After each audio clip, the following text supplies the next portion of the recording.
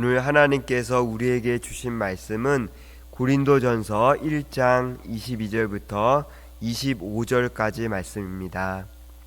제가 받들어 읽겠습니다. 유대인은 표적을 구하고 헬라인은 지혜를 찾으나 우리는 십자가에 못 박힌 그리스도를 전하니 유대인에게는 거리끼는 것이요 이방인에게는 미련한 것이로되 오직 부르심을 받은 자들에게는 유대인이나 헬라인이나 그리스도는 하나님의 능력이요 하나님의 지혜니라. 하나님의 어리석음이 사람보다 지혜롭고 하나님의 약하심이 사람보다 강하니라. 아멘. 영국의 킹스 컬리지와 여론조사 기관인 입소스가 공동 발간한 보고서에 따르면 한국이 전 세계 28개국 중 갈등을 가장 심각하게 느끼는 국가로 조사되었습니다. 이 보고서에 따르면 한국은 12개 갈등 항목 중에서 7개 항목에서 심각하다고 응답한 비율이 1위를 기록해서 눈길을 끌었습니다. 주요 갈등 항목을 보면 빈부격차, 정치 이념, 정당, 세대, 성별, 종교, 학력 등으로 아주 다양한 사회적 분야에서 갈등 인식이 높은 것으로 나타났습니다. 이런 사회적 갈등은 한국 교회 안에도 들어와 있습니다. 목사와 장로와의 갈등, 목회자 교체기에 나타나는 갈등, 교회 구성원 중에 원래 살았던 원주민들과 또 외부에서 이제 이사로 오셨던 외지인과의 갈등, 또 신학적으로 진보적이냐 보수적이냐의 갈등 등이 바로 그것입니다. 그러면 이러한 갈등들을 어떻게 해결할 수 있을까요? 오늘 본문이 수록된 고린도 교회에게 보낸 편지에도 갈등, 성경 말로는 분쟁이 등장을 합니다. 고린도 교회는 최소 4파로 나뉘어져 있었습니다. 2파로 나뉘어도 교회가 시끌시끌할 텐데 4파로 나뉘어서 분쟁한다면 얼마나 난리였겠습니까?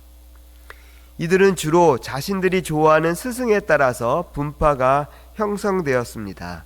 바울파, 아볼로파, 게바파, 그리스도파가 바로 그것입니다. 성경은 어떻게 분파가 나뉘었는지 자세한 설명을 해주고 있지는 않지만 아마도 철학과 수사학을 좋아하는 지식인들은 학문에 뛰어났던 알렉산드리아 출신 아볼로를 따랐을 것입니다. 유대인 이민자들은 율법을 중요시하는 예수의 제자 게바, 즉 베드로를 따랐을 것이고, 고린도 교회의 다수를 차지하며 주로 노동을 하는 그리스도인들은 바울을, 이 스승 저 스승도 아니고 우리는 원조격인 오직 그리스도만을 성령의 계시를 통해서 직접 따르겠다는 사람들도 등장한 것 같습니다. 그리고 그들은 교회 밖에 있는 사람들처럼 지혜와 능력과 은사를 자랑하면서 서로 하나 되지 못했습니다. 바울은 이런 고린도 교회에게 편지를 보내서 해결책을 제시합니다. 바로 십자가에 못 박힌 그리스도가 그 답이라는 것입니다. 그러나 사실 십자가에 달리신 그리스도는 신앙이 없는 사람들 입장에서 보면 지극히 매력이 없어 보입니다. 우리는 솔직히 누군가 죽었다, 희생당했다 하는 것보다는 성공신화를 아주 좋아합니다. 과거로부터 애플의 스티브 잡스 이야기나 최근에는 딥시크를 개발해서 엔비디아 주식을 하루 만에 약 6천억 달러, 우리나라 돈으로 863조를 날려버린 이 량언펀 이야기가 아주 화제입니다. 불가능을 가능으로 만든 이런 스토리는 우리에게 희망을 주고 도전의식을 줍니다. 그래서 우리는 성공신화를 이룬 사람들에게 관심이 높고 그들의 리더십을 배우려고 애를 씁니다. 또한 우리는 탁월한 논리와 언변으로 시대를 통찰하고 사회와 학문의 발전을 이룬 사람들을 선호합니다. 우리가 선호하는 교수님, 정치인, 심지어 목사님을 보더라도, 또 최근 언변의 기술이 관한 책이 잘 팔리는 현상, 또 유튜브를 보더라도 같은 결론을 가집니다. 우리는 그들을 통해 전문의식을 높이고 우리의 생각을 발전시키는 아주 쾌감을 얻습니다. 그에 비해 예수 스토리는 어떻습니까? 비호감입니다. 특히 가장 많이 알려진 십자가 사건은 요즘 청년들의 말로 노잼, 재미가 없습니다. 어떻게 전지전능하다고 알려진 신이 그렇게 무능하고 처참하게 죽어갈 수 있습니까? 재판관의 신문 앞에서 그렇게 어눌할 수가 있습니까? 비호감인 것은 지금이나 그때나 동일합니다. 2절에 보면 유대인은 표적, 다시 말해 기적을 좋아하고 그리스인, 즉 헬라인은 지혜를 좋아한다고 말하고 있습니다. 하지만 십자가에 못 박힌 예수는 어떤 기적도 어떤 지혜도 보여주지 못했습니다. 그것은 유대인에게는 거리끼는 것이었고 이방인, 즉 그리스인에게는 미련한 것이었습니다. 유대인의 메시아가는 이렇습니다. 아주 강한 카리스마를 가지고 유대인들을 모아서 군대를 만듭니다. 그리고 그 당시에 그들을 지배했던 그리스와 로마의 압자에서 유대인을 해방시키는 것이 메시아관이었습니다. 그런데 예수님은 어떻게 하셨습니까? 자신을 왕 삼으려는 무리를 오히려 피하셨습니다. 그리고 죽기 위해서 예루살렘에 올라가셨습니다. 또 유대 율법에 보면 하나님의 저주를 받은 사람을 나무에 매달아서 죽이는 규례가 있었습니다. 즉 나무에서 죽은 사람은 하나님의 저주를 받은 사람이라고 유대인들은 생각했습니다. 그런데 자신이 메시아다 이렇게 말한 예수가 나무에 달려 죽은 것입니다. 이것은 유대인에게는 도저히 받아들일 수 없는 부분. 그래서 유대인들은 예수를 꺼려했습니다. 그리스인의 신과는 이렇습니다. 철학자 플라톤을 필두로 해서 그리스 철학에 보면 육체는 악한 것이고 또 약한 것이고 영원히 선한 것이다, 이런 관점을 가지고 있었습니다. 그래서 그리스인들은 가능하면 지혜를 통해서 빨리 이 육신으로부터 벗어나는 것, 그래서 영혼의 그 이데아의 세계에 들어가는 것이 참 구원이다, 이렇게 보았습니다. 그런데 기독교를 가만히 보니까 그들의 최고의 신이 이 뭔가 더럽고 약한 육신의 몸을 입고 이 땅에 내려왔다고 가르치고 있습니다.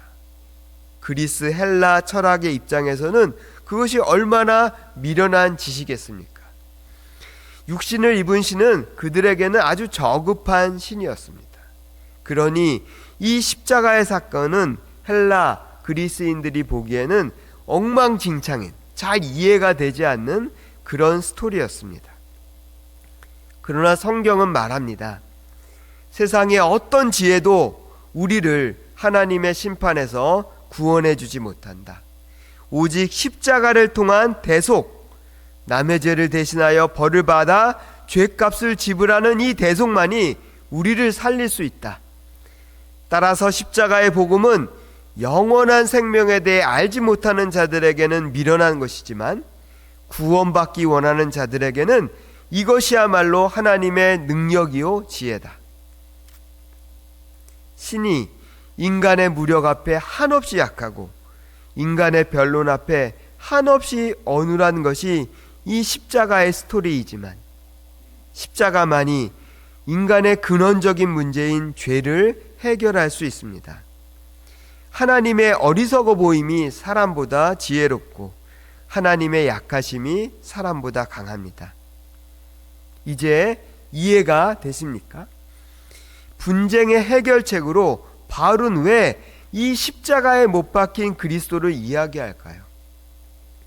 분쟁이 무엇입니까? 서로 옳다고 주장하고 힘과 힘이 충돌할 때 생기는 것입니다. 그러나 그리스도의 십자가는 모든 말의 지혜와 힘 대결을 삭제시킵니다.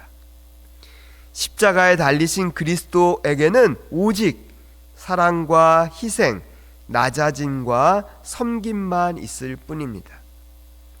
고린도 교회는 특정 지도자를 스승 삼고 그 가르침을 강조하되 말의 지혜, 즉 논리와 수사학을 통해 변론하기를 좋아했습니다. 또한 성령께서 각자에게 주신 은사를 사용하며 자기 혹은 자신이 속한 그들의 은사, 능력들을 자랑하는 그런 집단이었습니다. 그러나 십자가에 달리신 그리스도를 생각하면 침묵하고 겸손해질 수밖에 없습니다. 하나님의 지혜와 능력인 그리스도의 십자가를 묵상하십시오. 이번 주 수요일부터 사순절이 되었습니다.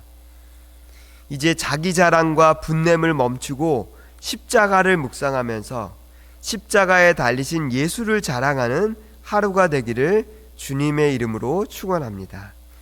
다 같이 기도하겠습니다. 예수님, 수많은 분쟁 가운데 다툼의 소식들을 듣습니다. 그리고 우리도 그 가운데 속해 있기도 합니다.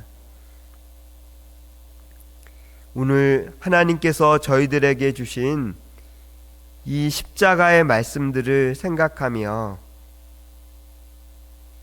사랑과 희생, 낮아짐과 섬김의 예수님을 따라 살아가는 저희들이 되게 해주십시오.